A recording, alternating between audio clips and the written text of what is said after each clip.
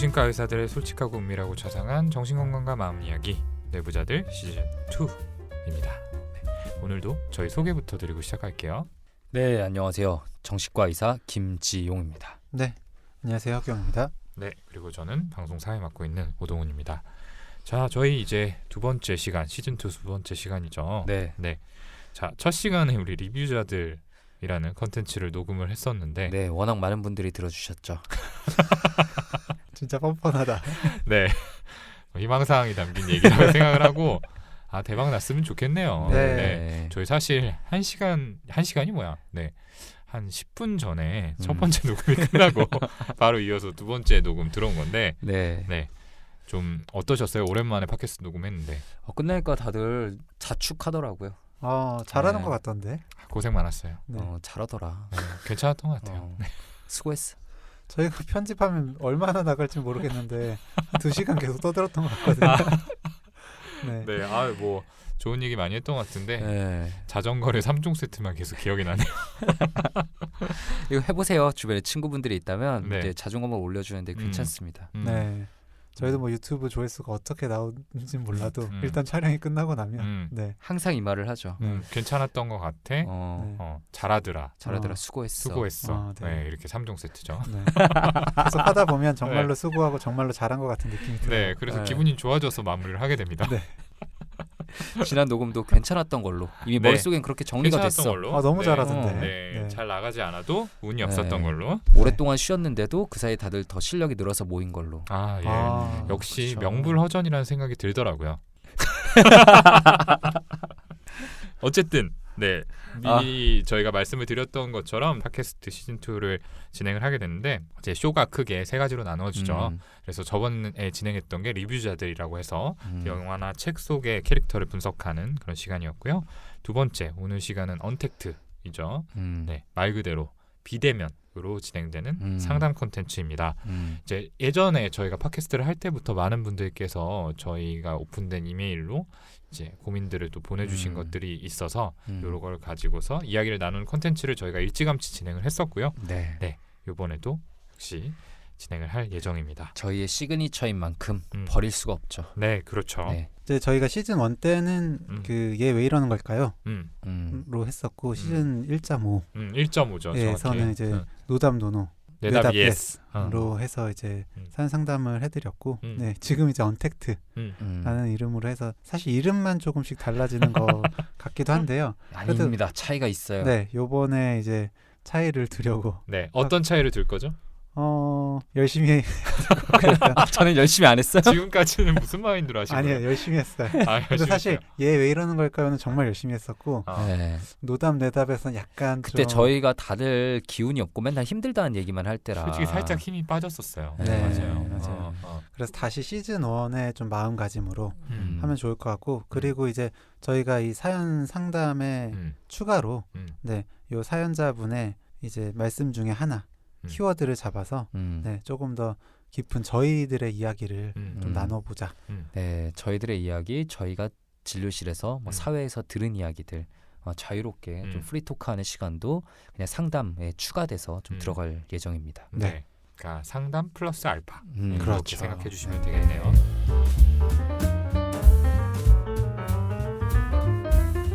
자, 그러면 오늘 언택트 첫 시간 좀 어떤 사연이 준비되어 있는지 잡설 이제 끊고 곧바로 들어가 보도록 하겠습니다. 오늘 사연은 허경 선생님 목소리로 들어볼게요. 조니님께서 보내주신 사연입니다. 현재 고3 학생 엄마입니다. 딸이 지금 많이 힘들어합니다. 중3 때부터 약간 불안감이 높은 아이여서 지금까지 심리 상담을 해왔습니다. 원래 그림 글쓰기에 재능을 가지고 있고 좋아하는 아이였는데 고등학교 진학 무렵 상업학교에 진학 후 안정적인 직업을 갖고 그림은 취미로 하고 싶다고 해서 상업학교로 진학을 했습니다. 진학 후에 1학년 1학기 말 직전까지는 성적도 잘 내고 별 문제 없이 다녔는데 1학기 말부터 조금 우울해하는가 싶더니 학교를 가기 싫어하고 아침에 눈 뜨기 싫다 이런 말까지 하는 상황이 되었습니다. 그래서 잠시 중단했던 상담도 지속하던 중에 코로나가 터져서 개학이 미뤄지고 학교를 가지 않으니 상태가 조금씩 나아지는 듯 했습니다. 저도 그때 이렇게라도 학교를 쉬면 조금 나아지겠지라고 생각을 했어요. 코로나 상황이 길어지고 심각해지면서 이전엔 없던 증상들이 생기기 시작했습니다. 지나치게 방역에 신경을 써서 학교에서 마스크를 조금 내리는 선생님만 봐도 불안한 생각이 들고 화가 나는 예민해지는 것, 그리고 손을 지나치게 씻어서 피부에 이상이 오는 정도에 이르렀고 학교에서 숨이 제대로 쉬어지지 않는 것 같은 경험을 했다고 합니다. 이때도 그냥 너무 예민하다는 생각만 하고 또 집에 있을 때는 괜찮으니 지켜보고만 있었습니다. 코로나 상황으로 학교를 띄엄띄엄 가면서 그럭저럭 2학년을 마치고 3학년이 돼서 취업과 진학 중 선택하는 때에 어느 것도 선택하지 못하던 중에 아이가 학교가 너무 맞지 않고 하고 싶은 게 따로 있다고 해서요. 약간의 갈등을 겪었습니다. 그러던 중 3월에 개학을 하고 매일매일 등교를 하게 되었고요. 3월 첫 주 학교 후에 아이가 매일 울었습니다. 힘들다고 그래서 그때는 워낙 학교를 쉬다가 가서 그런가 하고 잘 달래서 보내기도 하고 했습니다. 둘째 주부터는 힘들어하긴 했지만 울지는 않아서 조금 적응이 된 건가 했습니다. 또 아이가 하고 싶은 공부가 있다고 해서 학원을 알아보고 등록해서 일주일에 한 번 학원도 가기로 했어요. 처음 학원을 갔다 온 날 신경이 잔뜩 예민해져 집에 돌아와서는 1시간을 샤워를 하고 나와서 마스크를 쓰길래 왜 그러니 하고 물으니 학원의 한 학생이 열이 나서 불안해서 그런다고 하면서 좁은 강의실에 있으니 불안하고 힘들어서 강의에 집중을 할 수 없었다고 합니다. 더 이상 어떻게 할 수가 없어서 동네 정신과에 예약을 한 상태예요. 하지만 예약이 빨리 되지 않아 아직 일주일 정도를 기다려야 하는 상황입니다. 집안 식구들도 모두 힘들어하고 아이도 물론 너무 힘들어하고 있습니다. 심지어 졸업사진을 찍어야 하는데 마스크를 벗고 찍어야 해서 그것도 못 찍고 조퇴를 하고 집에 올 지경이에요. 엄마인 저는 화도 나고 속상하기도 하고 일주일을 어떻게 견디게 해줘야 하나 하는 걱정도 됩니다. 하루하루가 살 얼음판이고 집안 분위기도 항상 무겁게 가라앉아 있으니 이것도 아이에게 부담이 될 것 같은데 바꾸기가 쉽지 않습니다. 병원의 도움을 받으면 좋아질까요? 병원에 가기 전까지 아이를 도울 수 있는 방법은 뭘까요? 이제는 집에서도 편하게 있지 못하고 있으니 어떻게 도와주면 좋을까요? 사연 잘 들어봤고요. 참 여러모로 답답하실 것 같다라는 생각이 제일 먼저 드네요.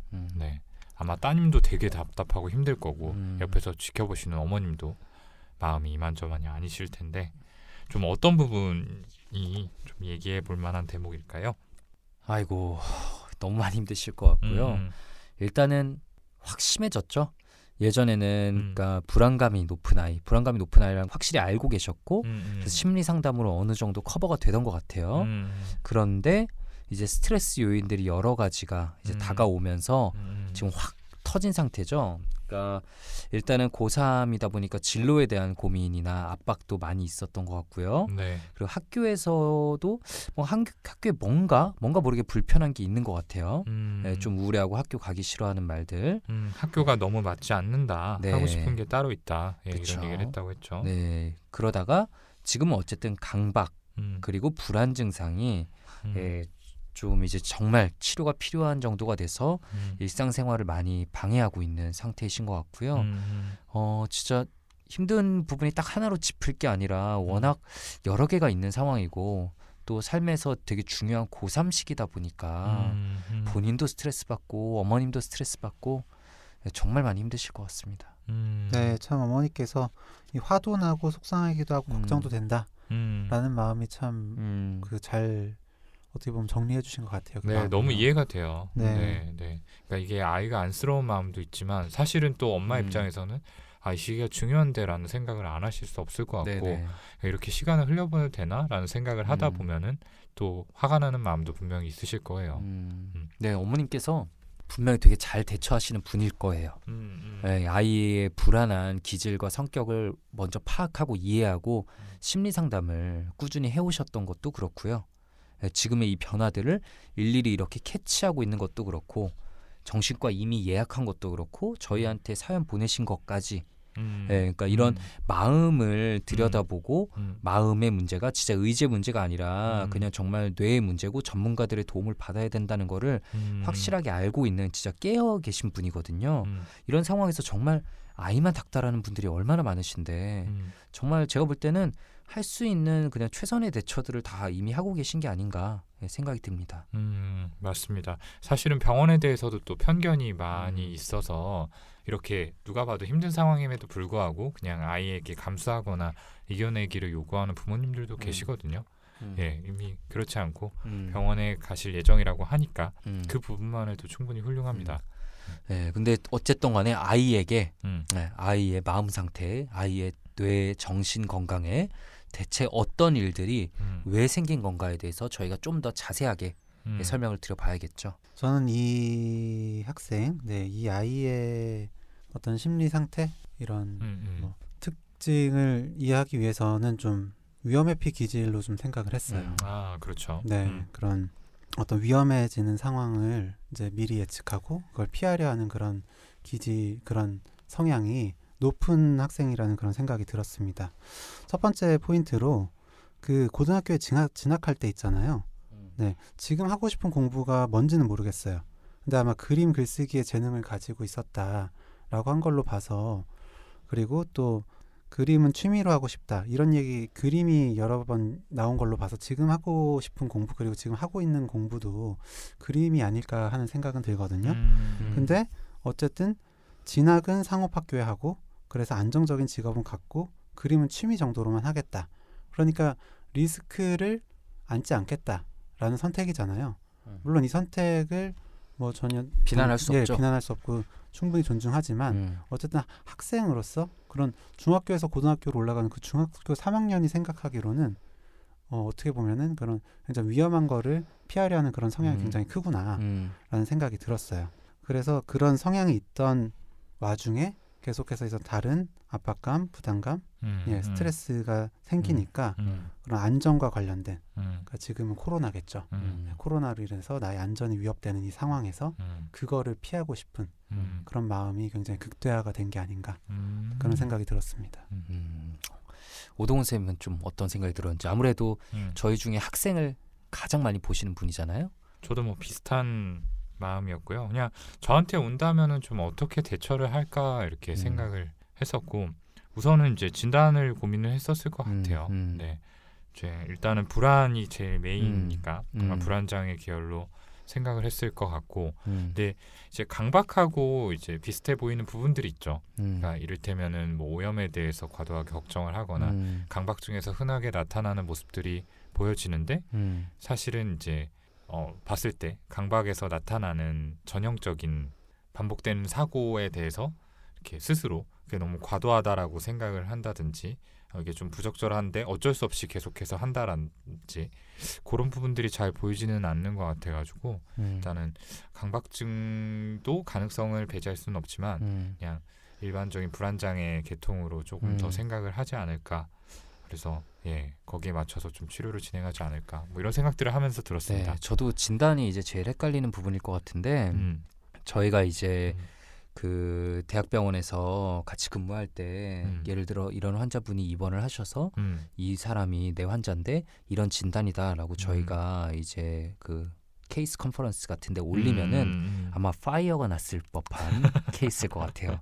이 불안장애냐 강박장애냐를 놓고 아마 파이어가 났을 것 같은데 그럴 때 이제 교수님들께서 흔히 너 이렇게 되게 야비하게 두 개를 진단하냐 네 라는 말을 많이 들을 수 있을 법한 강박장애와 불안장애 둘 다 동시 진단할 수 있을 것 같고요. 하나만 진단한다면 불안장애를 역시 진단할 것 같습니다. 되게 애매해요. 되게 애매한데 왜냐하면 일단 이 사연을 주신 지는 좀 몇 주 지났으니까 아마 병원에서 이미 진단을 받고 치료를 받고 계실 거예요.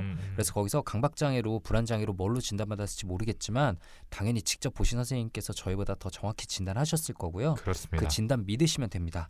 그리고 어쨌든 뭐든 간에 치료는 크게 큰 틀에서는 비슷하게 진행되다가 결국 나중에 더 정확한 진단을 알게 되고 더 스페시픽하게 들어가게 될 거고요. 그 강박 이런 지금 막 손 씻고 너무 지나치게 있어서 피부에 이상이 오고 1시간 샤워하고 이런 상황들 이런 거는 이제 오염 강박 강박증에서 되게 흔해요. 오염에 대한 불안한 생각이 들고 그 생각을 멈출 수 없어서 계속 씻는 이런 강박 행동을 해야만 되는 이런 건 강박증에서도 되게 흔한데 동시에 아까 규영이 얘기한 것처럼 회피하는 기질이 원래 있고 더군다나 지금 불안이 올라가 있는데 코로나가 날 위협하는 상황 그 코로나에 대한 불안한 생각이 계속 들어서 그 불안으로부터 나를 디펜스하기 위해서 하고 있는 행동이라면 또 이거 불안 장애로 해석할 수가 있는 거거든요. 맞아요. 네. 근데 진짜 이 코로나 시국이 되면서 이런 오염에 대해서 의식하고 거기에 맞춰서 뭐 씻거나 하는 어떤 행동들을 보이는 걸 어느 선까지 병적이라고 봐야 될지 이게 조금 애매해졌어요. 근데 그런 생각들 좀 하시지 않나요? 네네. 네, 오염 강박을 주소로 오신 분인데 이제 사실은 어떤 부분에서는 이게 일견 이해가 되는 거죠. 그래서 좀 구분을 해야겠다라는 생각들이 들었어요. 어느 선까지는 이제 뭐 이런 것들을 치료의 타겟으로 삼을지 아니면은 그냥 이해해줘야 되는 부분으로 생각을 해야 될지. 저도 실제로 그 한 번 뵀던 분인데 이전과 확실히 달라졌어요. 손도 많이 씻고, 네, 샤워도 자주 하고.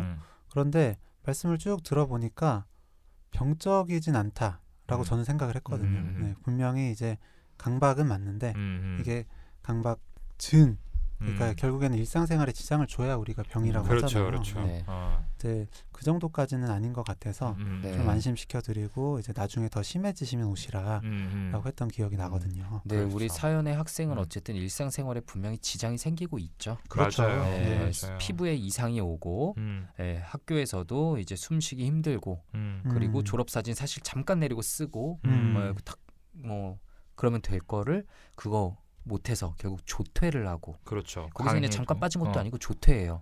예, 그 상황이 굉장히 위협적인 상황이라고 느꼈던 거겠죠. 다 같이 마스크 벗는 상황이. 그렇죠. 그래서 그게 지나가고 나서도 그 불안감이 가라앉지 않았다라고 하고 이제 강의에도 집중하기 어렵고 이런 것들을 보면은 확실히 뭐 학업적인 부분에서도 문제가 생길 것 같으니까 네. 병이라고 봐야겠네요. 그러니까 저는 그 저희가 시즌 1에서 자주 얘기했던 그 바이오 사이코 소시오 모델이란 거 있잖아요. 네. 생물 심리 사회학적 모델인가요? 네. 사회적 모델일까요? 네, 그랬던 것 같습니다. 그러니까 한 사람을 평가할 때 그 사람의 이제 생물학적인 부분, 네. 뇌의 기질, 타고난 뇌의 기질적인 부분, 그리고 그 사람의 심리, 그리고 그 사람의 환경, 이 세 가지 요소를 다 파악하면서 뭐가 약해져 있으면 뭐가 문제가 돼서 이 사람이 무너졌는지를 파악을 해야 돼요. 예를 들어 어떤 사람은 타고난 뇌도 튼튼하고 심리도 너무 튼튼한데 원래 건강하게 생각하는 사람인데 갑자기 뭐 집안이 파산하고 막 이혼하고 배우자의 외도를 알게 되고 이런 게 막 몰아서 오면은 우울증에 걸릴 수 있고 그리고 남들이 볼 땐 야 뭐가 그게 스트레스라고 그래 라고 해도 그분의 뇌의 기질이 약하면 그 스트레스가 병을 만들 수도 있고 이렇게 다 약점이 있는 법인데 이분은 지금 이 세 가지 방면에서 다 스트레스를 받는 상황이죠. 일단 바이올로지컬하게 생물학적인 부분 보면 어머님께서 원래 약간 불안한 감이 높은 아이였다 라고 얘기하시고요. 그리고 심리적인 부분을 보자면 내 자신의 진로에 대해서 계속 스트레스를 받고 있었는데 학교에서도 스트레스 받고 게다가 고3이다. 예, 그래서 생각이 많을 시기일 거고요. 미래에 대해서 걱정이 많을 거고 또 환경적으로 역시 코로나 이런 세 가지가 다 겹치면서 과도한 스트레스를 받게 되었을 거고요.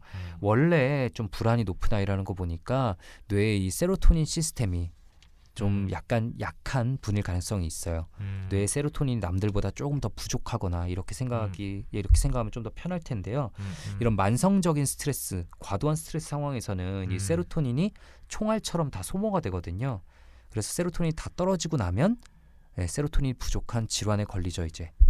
강박증이든 우울증이든 불안장애든 걸릴 수가 있는데 그래서 이런 여러 가지 복합적인 이유로 뇌의 세로토닌 호르몬이 부족해져서 현재는 질환이 생긴 상태이고 그러므로 일단은 세로토닌 레벨을 올려주는 항우울제 치료를 해야지만 그래야지 다시 이성적인 사고를 할 수 있고 문제를 하나하나 해결해 나갈 수 있는 상태일 거라는 거를 어머님께서 이미 병원에서 들으셨겠지만 그래도 말씀드리고 싶습니다. 네, 그렇죠. 그리고 지금 봤을 때 어쨌든 증상이 지속된 기간이 짧지 않은 것 같아요. 그러니까 이제 불안해졌다라는 게 이제 코로나 상황이 길어지고 심각해지면서부터 두드러지긴 했지만 사실 그 전에는 또 우울이라는 형태로 이런 것들이 표현이 됐던 것 같거든요. 1학년 때부터. 그러니까 그렇게 생각을 하면은 이미 2년 가까운 시간 동안에 어떤 형태로든지 정신과적 증상들이 있어 왔다라고 봐야 되지 않을까 싶고요. 근데 이렇게 유병 기간이 어느 정도 있는 친구들 같은 경우에는 또 짧은 시간 안에 호전이 되지 않고 호전이 되더라도 다시 재발하는 경우들이 많기 때문에 충분한 기간 동안 좀 치료를 받는 게 필요하죠. 네. 그리고 이제 그 바이오 사이코 소셜 말씀을 해주셔서 이제 심리적인 부분 잠깐 언급을 했었는데 이제 그 환경적인 부분에서 저는 이제 그 어머니께서 지용 형이 아까 이야기하신 것처럼 굉장히 잘 해주고 계신다고 생각을 하는데 근데 그 집에서 어떻게 하는 것과 이제 별개로 그 이 아이가 집에 대해서 좀 부담감을 많이 갖고 있지 않을까라는 생각을 하거든요. 맞아요. 그 어머님이 어떻게 해주시는지와 아이가 어떻게 받아들이는지는 진짜 또 별개의 문제긴 하더라고요. 네. 그러니까 그 하고 싶은 공부를 그동안 계속 이야기를 못 하다가 결국 참다가 취업 아니면 진학 이 결국 더는 안 되겠다라는 그 때가 돼서야 이야기를 한 것도 그렇고 아까 이야기를 한 것처럼 뭔가 그냥 안정적인 직장을 가지고 그림은 취미로 하겠다라고 한 부분도 그렇고요. 좀 집에 대해서 좀 과도한 부담감을 평소에 가지고 있지 않은가라는 생각도 들고 그것 때문에 좀 솔직한 마음을 표현하기 어려운 거죠. 네, 그리고 그 강박 증상에 대해서도 이건 사실 한 번 더 물어봐야 될 것 같은데 지용이 이제 오염 강박이라고 오염 자체에 대한 그 불안일 수도 있긴 한데 사실은 이게 내가 옮겨서 가족들한테 2차 전염을 시킬지 모르는 그런 어떤 그것도 가족과 관련돼서 어떻게 철저하게 되게 관리하려는 그런 마음일 수도 있거든요. 그러니까 본인의 안전보다 네, 가족의 생각해보면 안전을 그렇네요. 네네 밖에서 이제 자기가 어떤 위협에 노출이 됐고 그거를 이제 옮기고 싶지 않으니까 집에서도 마스크를 쓰고 있었다 그랬잖아요.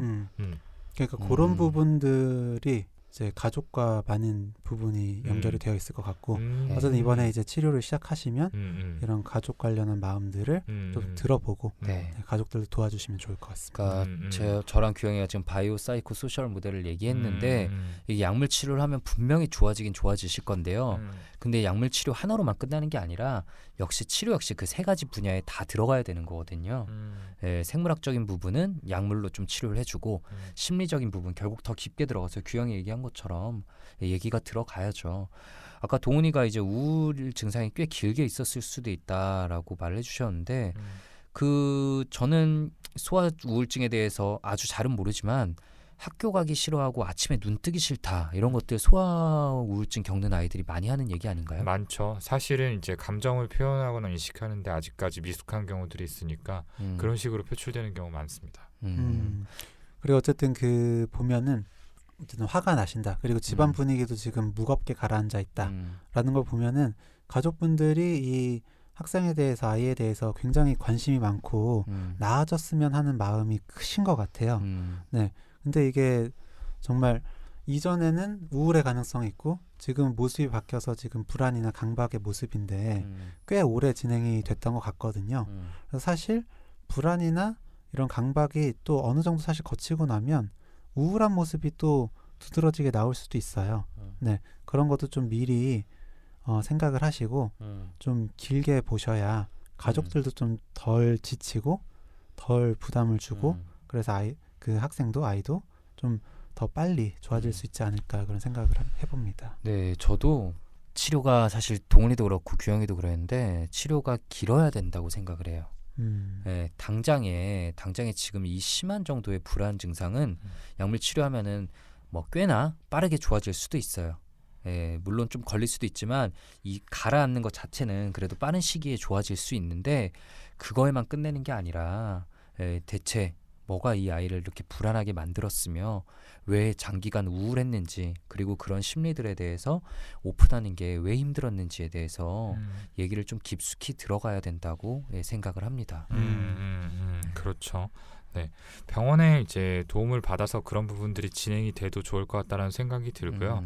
이제 병원에 가기 전까지 아이를 도울 수 있는 방법을 이야기를 하셨는데 저는 어쨌든 병원에 간다라는 게 하나의 이제 계기가 될 수 있을 것 같거든요. 그러니까 가지 않더라도 이제 가기로 했다, 예약을 해놨다라고 한다면은 이제 이 친구가 힘들다는 거를 본인도 알고 이제 가족들도 알게 된 상황인 거잖아요. 그러니까 이걸 가지고서 좀 얘기를 던져볼 수 있을 것 같아요. 우리가 네가 힘든 것 때문에 이제 병원에 가려고 하는데 지금 느끼시는 그대로 사실 너한테 도움이 되고 싶은데 엄마도 이런 경험이 처음이라서 어떻게 도와줘야 될지 모르겠다. 혹시 네가 필요한 게 있으면은 알려주겠니? 이런 식으로 얘기를 좀 해보시면 어땠을까라는 생각이 들어요. 저도 이런 거를 이제 여쭤보실 때는 어떻게 해야 되냐, 그냥 솔직한 게 최고라고 말씀드리거든요. 저한테 사실 얘기 되게 솔직하게 다 잘하세요. 그렇죠. 막 이런 게 걱정되고 이런 게 걱정되고 근데 걔는 이렇게 받아들일 것 같고 그러면 저는 지금 저한테 말한 거 그대로 다 얘기해 보시라고 말씀드려요. 그렇죠. 어떻게 받아들일지가 걱정된다는 것까지 다 포함해서. 맞아요. 정확히 그렇게. 나는 네가 이렇게 받아들일까 봐 걱정도 되고 그런데 그래도 너랑 어떻게 이야기를 이어나가고 싶고 어떻게 해야 될지는 잘 모르겠고 그런데도 얘기는 해보고 싶다라고 가능하면 솔직하게 말하는 게 좋은데 사실 보통 저희한테 물어보실 때는 뭔가 되게 대단한 스킬이 있거나 뭔가 마법 같은 문장이 있을 걸 기대하시는 경우들이 많은데 그러게요. 그렇지 않아요. 솔직한 게 최고예요.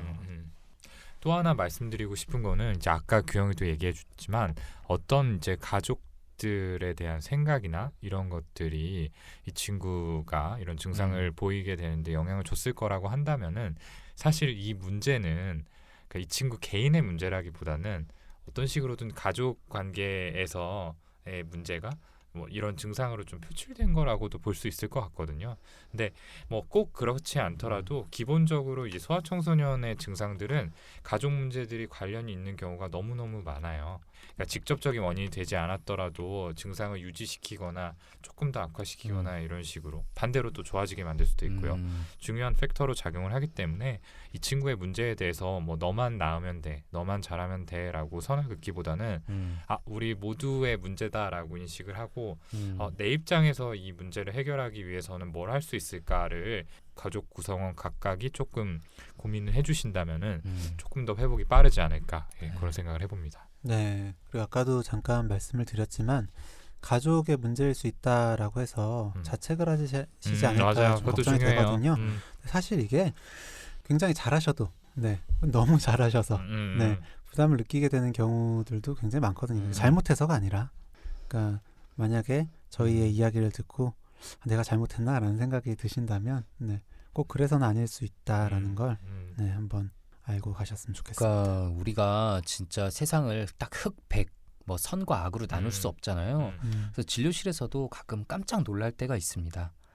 이제 좀 많이 힘들어하는 분의 이야기를 듣고 그분의 뭐 보호자나 뭐 가족들을 만났을 땐 또 그분들의 이야기는 너무 다르고 또 들어왔던 모습과 너무 다르고 맞아요. 혹은 들어왔던 모습보다 더 나쁘고 막 정말 다양한 케이스들이 있거든요. 그렇기 때문에 아무리 가족 간의 관계라고 해도 이게 내가 정말 부모님께서는 최선을 다하셔도 자녀분들의 입장에서는 또 마음의 상처로 가게 되는 경우들이 있고 아무리 가족이라고 해도 다른 사람의 마음을 이렇게 마음대로 컨트롤할 수 있는 게 아니거든요. 그렇기 때문에 저희가 볼 때는 충분히 자녀분께 관심이 있고 잘해오셨기 때문에 자책하시거나 너무 부담 갖지는 않으셨으면 좋겠고요. 저는 또 이분께서 이제 병원 가기 전까지 아이 도울 수 있는 방법은 뭘까 여쭤보셨는데 어쨌든 이 바이오 사이코 소셜 모델로 설명을 할 때 아이가 이제 심리적으로 가장 부담받고 있을 부분은 부모님이랑 아마 비슷할 것 같아요. 고3이라는 거. 어머님도 따님이 걱정되면서도 고3인데 지금 이래도 되나 싶을 텐데 그게 당사자는 또 어떻겠습니까? 진짜 걱정이 많고 스트레스 엄청 받고 있을 텐데요.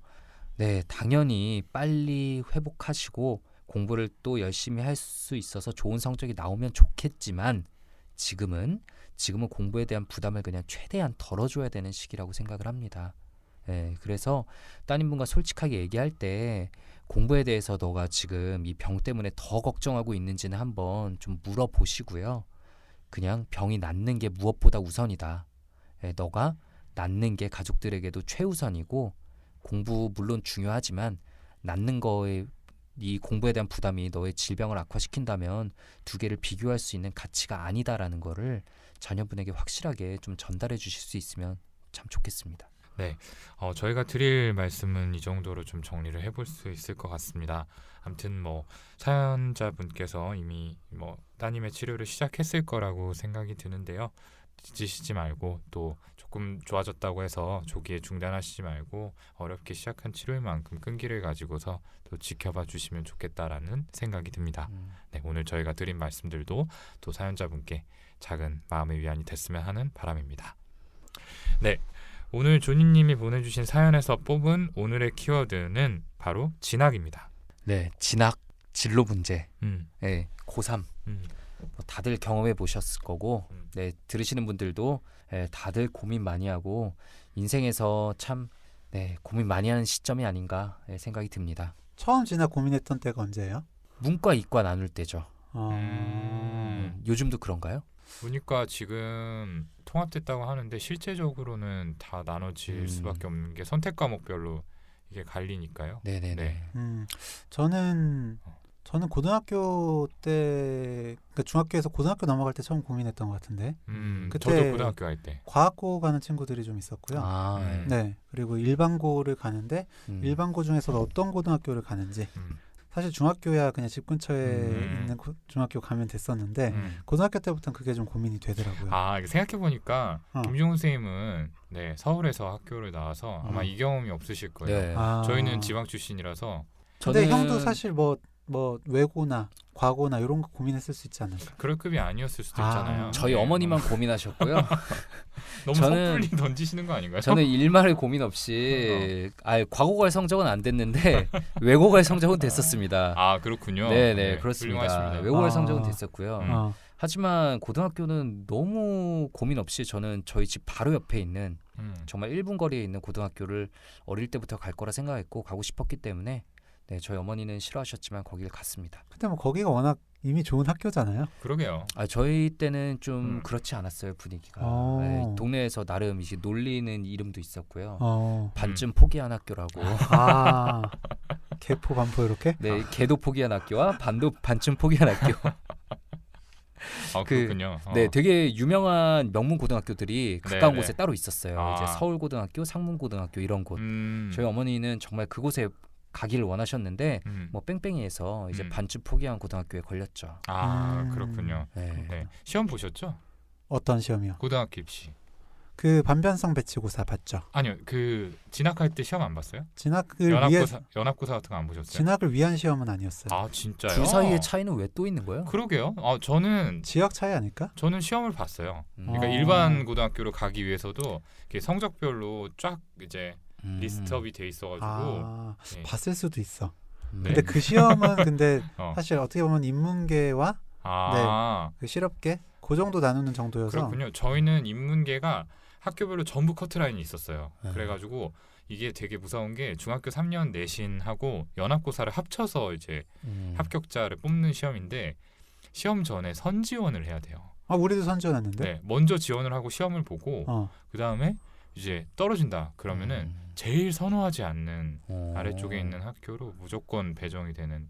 그럼 그게 시스템이었어요. 성적이 좋으면 더 원하는 대로 갈 수가 있어요? 그렇죠. 네. 뭐 이미 대입 과정을 한번 겪은 거네. 네, 성적으로 뽑는 거예요. 그냥.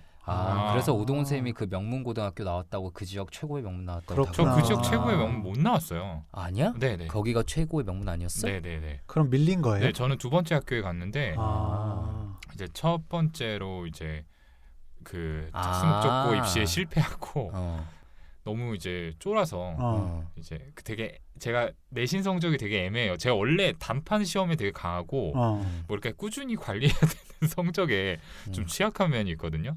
그래서 이제 그 성적이 조금 간당간당해가지고 이제 하나 학교를 낮췄었는데 아무튼 그때 집안 분위기가 굉장히 안 좋았던 게 기억이 납니다. 그 고등학교를 하향 지원한 셈이네요. 하향 지원을 했죠. 네네. 근데 저는 인문 이제 외고 이 정도 실업계 이 정도만 나눠지고 그 뒤에는 다 뺑뺑이였어요. 아, 그래요? 네, 그래서 선지원을 할 수는 있는데 근데 결국에는 그냥 성적은 그때부터는 관련이 없었던 거죠. 아, 그렇구나. 하여튼 그러면은 이제 그 어느 학교를 갈 건가에서 이제 진로 첫 고민을 하기 네, 시작했고 고등학교를 어디로 가는지. 그럼 왜 과고를 가면은 그 다음에는 어떻게 다른 진로로 가려고 했었어요? 원래 의대와 다르게? 근데 사실은 뭐 초등학교 때부터는 쭉 의대 의사를 생각을 했었기 때문에 이야. 야 진짜 지역 영재네요. 아니 공부를 잘해서가 아니라 그냥 의사라는 직업이 되게 좋았고 그리고 집에서도 그냥 제가 의사 하고 싶다니까 좋아하시니까 그냥 나는 의사 해야지를 생각을 했던 것 같아요. 너무 멋있네요, 진짜. 글쎄요, 네. 네. 근데 그래서 사주에 타고난 남자. 근데 내가 그 과학, 음. 수학을 특히 못했어요. 특히 못해서 어느 정도였냐면 초등학교 때도 공부를 그래도 곧잘 하는 편이었는데 그 수학 경시반 이런 게 그때 있었는데 수학 경시반을 못 들어갔어요. 수학을 못해서. 네. 그리고 중학교 때도 계속 수학 성적이 항상 제 발목을 좀 잡았고 사실 그거는 이어져서 사실 제 수학에 맞는 게 수학이기도 했는데 그러다 보니까 과학고를 가볼까 생각은 했지만 결국 그걸 진지하게 생각은 못했던 것 같고요. 근데 이제 고등학교를 선택할 때도 저는 그 제가 간 고등학교가 그 제가 있는 지역이 중학교가 남자가 다닐 수 있는 중학교가 16개인가 있는데 13개 중학교 1등이 다 제 고등학교로 왔어요. 그냥 그 당시에 그 저희 고등학교가 이제 기숙사 이제 성적으로 기숙사를 운영하는 40명을 뽑아서 네. 면학 분위기가 좀 좋을 것 같은. 좋고 그래서 실제로 아웃풋이 괜찮았거든요. 네. 지방이다 보니까 사실 저희 아웃풋은 서울대 몇 명 가냐로 결정이 되긴 하는데 그때 서울대 많이 보냈어요. 뭐 28명, 24명. 진짜 명문 거네요. 장난 아니네. 그러니까 저희가 전교생 300명인데 그렇게 보냈으니까 일반계 고치고는 되게 많이 보냈잖아요. 네. 그래서 우리 고등학교 너무 비교되네. 멋있다. 진짜. 근데 비교가 된다고 해도 형네 학교는 선후배가 있는데 나는 선후배가 없잖아. 아 우리 과 내에서. 그러니까 고등학교 후배라 그러면 한참 뒤에 있으니까. 다 서울대 가서. 저도 한 명도 없어요. 사실 서울대 의대 몇 명 있긴 해요. 진짜로 좀 이게 약간 서울대 의대 아니면 의대가 아니라 이제 서울대를 어떻게든 보내는 약간 선생님들이 서울대 보내는 거 좋아하시니까 그런 분위기라서 좀 더 그런 것도 있는데 하여튼 근데 제가 경쟁 이런 걸 되게 좀 힘들어해요. 그러다 보니까 가서 되게 스트레스 많이 받지 않을까? 네, 이런 고민 때문에 그 고등학교를 거기를 갈까? 아니면 저도 조금 덜 안정적인 그래서 좀 내신 잘 받아서 네 대학에 갈 수 있지 않을까? 이런 생각에 그때 진학 고민을 처음 했던 것 같아요. 네. 오동훈 쌤은 언제 처음으로 고민을 했어요? 오늘 고등학교 갈 때 했다니까요. 네. 저 왜 그러세요? 어떤 고민? 어떤 고민? 아니 저는 어느 학교를 갈지 그게 고민이었죠. 그래 사실 얘기한 게 다 고민이었지. 고민한 결과 하향 지원을 한 거니까. 저는 근데 이제 그게 제 자의에 의해서라기보다는 어쨌든 이미 실패를 한번 겪고 나서 또 실패를 겪을 수 없다라는 저희 어머니의 의지가 좀 많이 반영이 됐었어요. 근데 집안 분위기가 되게 안 좋았다는 거 보니까 좀 기대하시는 게 있었나 봐요. 저는 제가 진짜 단판 시험을 잘 봐요. 그래서 그 전에 외고 모의고사 이런 것도 저희 지역 1등 탑. 네, 지역 탑. 네, 막 지역 뭐 시험을 이렇게 몇 개 학원이 본다라고 하면은 좀 1등하고 막 그래서 학원비 면제 받고 이랬었어요. 야 오동훈 알지? 그렇게는 몰랐을 거예요. 네, 그렇게는 몰랐겠지만 어쨌든 그렇게 하니까 그냥 의뢰 뭐 가겠지라고 기대를 좀 하셨나 봐요. 근데 이제 내신 성적 관리가 안 돼가지고 시험도 못 본 거죠 말하자면. 그래서 너무 분위기가 안 좋았는데 이제 아무튼 그때 저희 엄마가 뭐 지금도 그렇지만 좀 모진 면이 있으셔가지고 그때도 막 기억이 나요. 시험 딱 떨어졌는데 이렇게 좀 힘들어하고 있었죠. 저는 나름대로 이렇게 가고 싶었던 학교고 이렇게 못 가게 됐으니까 속도 상하고 하는데 그냥 네가 지금 뭘 잘했다고 그렇게 속상해하고 앉아있냐. 빨리 다음 시험 공부해라 라고 하면서 저를 막 방으로 등을 떠밀고 그랬던 기억이 납니다. 그래서 저 막 혼자 방에서 막 벽 치고 울고 네. 그런 기억이 있어요. 네. 속상했던 그 시절의 동훈이. 다들 진학에 대한 고민이고 진로에 대한 고민은? 진로에 대한 고민? 뭐 사실 이게 또 어떻게 말씀드릴지 모르겠는데 제가 그렇게 학교를 가다 보니까 고등학교 1학년 때는 정말 공부를 안 했어요. 그래서 지금도 성적표가 있는데 막 500명 저희 전교생이 있었으면 제가 뭐 한 200등, 250등 이렇게 성적이 나왔었거든요. 거의 중학교 때 오동훈을 생각하면 네, 있을 수 없는. 중학교 때는 네, 그래도 뭐 10등, 20등 뭐 이렇게 했었는데 정말 논 거죠. 아무것도 안 하고 이제 놓고 있었기 때문에 네. 그때는 이제 모두가 큰 기대가 없었어요. 그래서 이제 인서울에 약간 상위권 공대를 가면은 정말 잘 간 거다라는 생각들을 가지고 있어서 저도 그냥 의뢰 그렇게 생각을 했었던 것 같아요. 그래서 사실 의사는 이렇게 막 생각을 하지 못하고 있다가 이제 고등학교 2학년 올라가면서부터 좀 성적이 그래도 조금씩 올라가고 해서 그때 처음 생각을 해봤던 것 같습니다. 네. 저야 뭐 이제 원래 문과 가려고 그랬었고 의대 생각은 전혀 없었는데 뭐 제 책에도 사실 길게 적어놓은 얘기지만 그때 좀 스트레스 많이 받았죠. 네, 제가 이제 문과 가겠다, 좀 역사 고고학 쪽으로 전공하겠다라고 했을 때 아버지가 반대할 줄은 몰랐고 솔직히 막상 아버지가 반대할 줄 몰랐고 그 사춘기 남학생들이 이제 좀 질풍노도의 시기잖아요. 그때 집에서 좀 격하게 다퉜죠. 집에 문 부서지고. 네. 진짜요? 그렇게 역사를 열망했단 말이에요? 네, 집에서 쫓겨나고 나가라 그러고. 고고지용. 와. 사실 그냥 다른 걸 별로 생각 안 했었어요. 다른 걸 별로 생각 안 했고, 근데 그렇게 선택의 폭이 제한돼 있었던 거 역시 제가 사실 다른 고민을 깊게 안 했다는 증거이지만, 근데 집에 역사책 많고 이러니까 그걸 읽으면서 그냥 되게 당연하게 생각했던 건데 생각이 별로 없었던 거죠. 그래서 그다음 동훈이랑 비슷해요. 저도 이렇게 의사를 생각해 본 적 없었고 의대에 갈 성적까지 솔직히 아니었고 내신을 그렇게 열심히 하지 않았으니까 그래서 그냥 이렇게 이과 쪽으로 왔으니까 인서울 어디 공대에 가야겠다라는 생각을 좀 많이 했었고요. 그래서 결국 그냥 진로 뭐 진학에 대해서 진료실에서 많은 분들과 얘기하다 보면은 뭐 제 책에도 적은 얘기지만 결국 자기가 처음부터 계획했던 대로 사는 사람이 얼마나 있나 싶어요. 규형이야 초등학교 때부터 그러니까요. 생각하던 대로 아니 어떻게 이렇게 심지가 굳어요. 그러니까. 우리 옛날에 우리끼리도 술 먹고 얘기하면은 어릴 때부터 정신과 의사가 되고 싶었던 사람은 규형이밖에 없었던 것 같아. 진짜요. 유치원 때부터. 아니 초등학교 6학년 때부터 의사를 생각했고. 그래도 그것도 진짜 이르네요. 근데 그거는 네. 제가 또 뭔가 안전한 걸 추구하는 그런 성향이기 때문이기도 하고 그리고 중간에 근데 저도 사실 한번 바꿀까 생각을 했었어요. 네, 뭐 하고 싶었어요? 근데 저도 성적이 계속 문과 쪽 성적만 잘 나오니까 수학과학 성적이 너무 안 나오니까요. 네, 그 문과 가려고 했었어요. 법대나 아니면 저는 그 고시 준비하려고 했었어요. 그러니까 이 진짜 입신양명에 굉장히 포인트가 맞춰진 삶이네요. 제가 그런 걸 좀 바랬었나 봐요. 네. 그러니까 제가 근데 이거 뭐 또 좀 딴 얘기지만 제가 뭐 그 의대도 학생회장 했었잖아요. 근데 저 이제 초등학교 때도 학생회장 하고 네 그리고 그런 감투를 되게 좋아했었나 봐요. 그래가지고 제가 저의 열등감을 어떻게 보면 좀 보상하는 그런 방법으로 했던 것 같은데 네. 따지고 보면 네 진로 얘기하다가 왜 이랬는지 모르겠는데 그러게요. 저는 진짜 그 천문학과 되게 가고 싶었어요. 천체물리학과나 그래서 나사 같은 데서 일을 나 우주항공학과 생각했어. 네, 해보고 싶다라는 생각을 굉장히 오랫동안 했었는데 이제 순수과학이 워낙 어렵기도 하고 딴 거보다 저도 과학에 그렇게 재능이 있지가 않아요.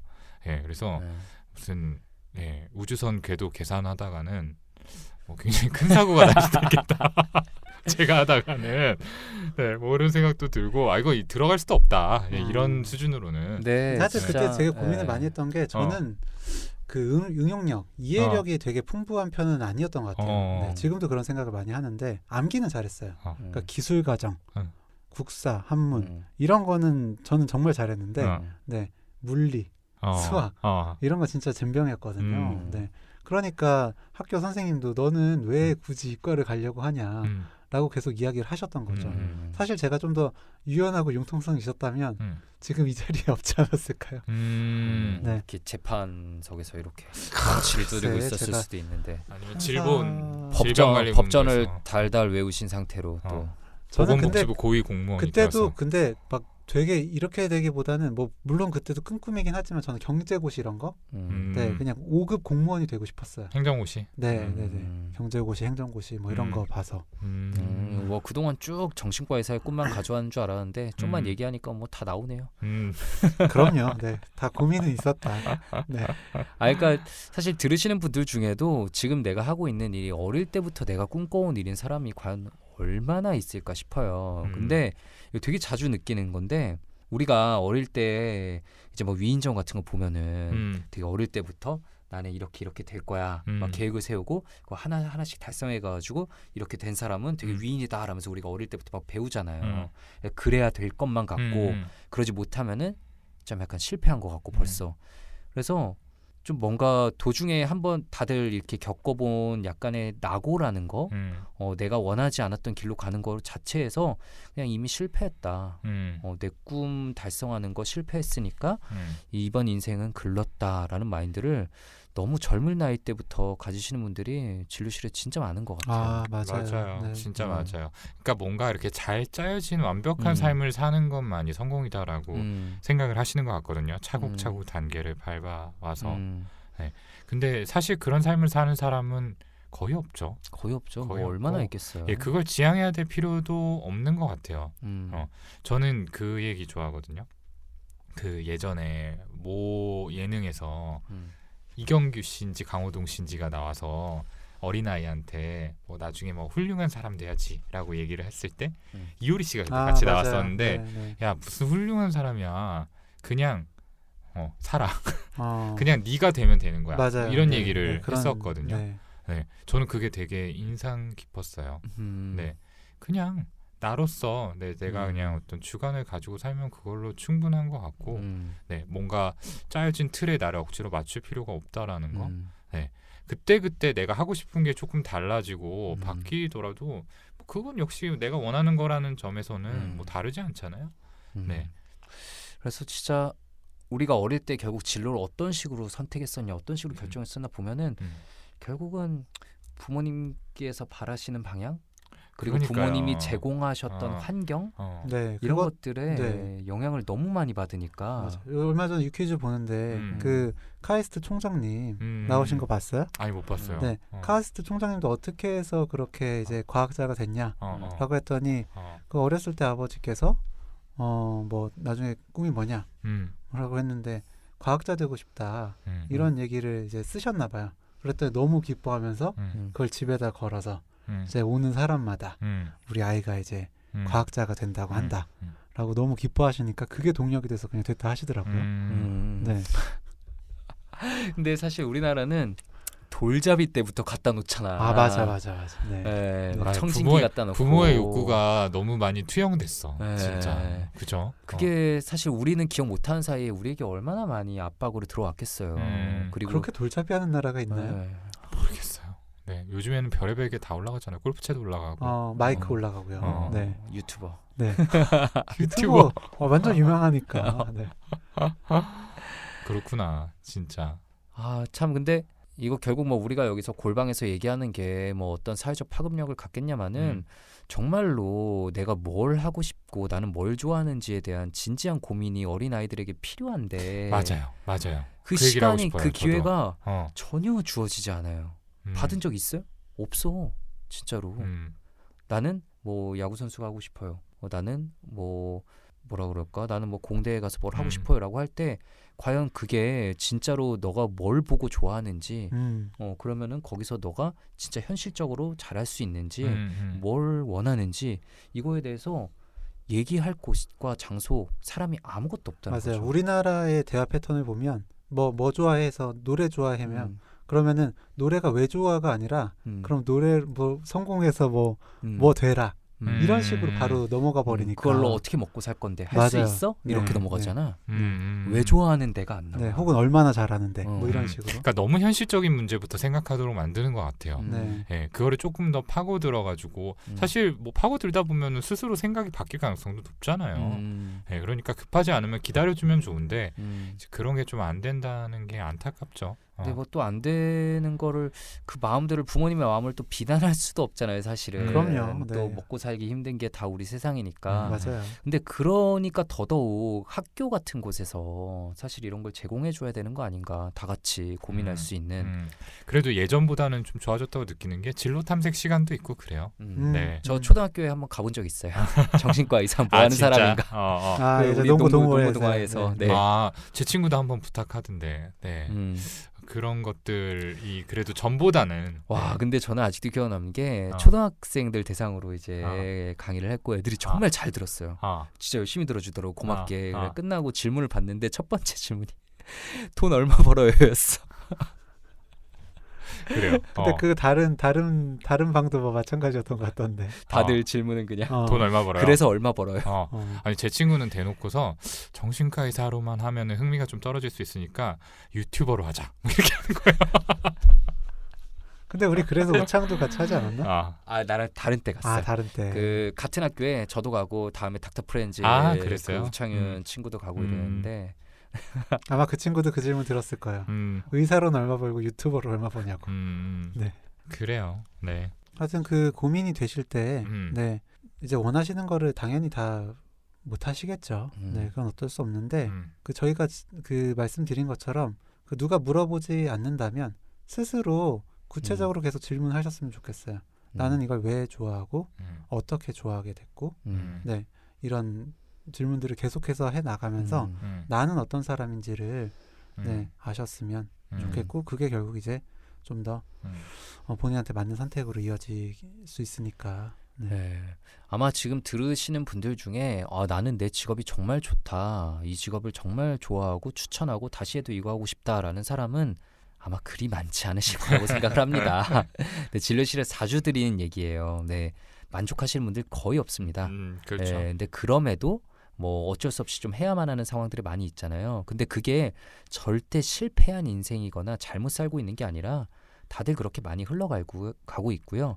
그렇다면 그 와중에서도 내가 그 직업 안에서 또 뭔가 좋은 감정을 이끌어낼 수 있는 건 뭐가 있을지, 아니면 우리가 일하려고만 사는 사람은 아니니까 그 일 밖에서도 또 내 삶에는 어떤 게 있으면 앞으로 변화시켜 나가는 게 어떤 게 있을지 그냥 혼자서 아까 규영이 얘기한 것처럼 질문 던지고 좀 이야기 나가보시면 좋을 것 같습니다. 요지는 그건 것 같아요. 특히 진로가 결정된 분들한테는 사실 뭔가 내가 이거 해보고 싶다라고 할 때 그거를 진지하게 고민하기가 참 어렵거든요. 에이 뭐 이제 와서 뭐 이렇게 스스로 꺾어버리기가 되게 쉬운데 그러시지 말고 내가 이런 생각이 왜 들었을까? 내가 이거의 어떤 부분이 좋아서 이런 생각이 들었지라고 뭐 이를테면은 새싹이 튀어져 나왔을 때 바로 밟아서 없애버리지 말고 물을 좀 주면서 어떻게 커나가는지 지켜보시는 것도 좋겠다라는 생각입니다. 네.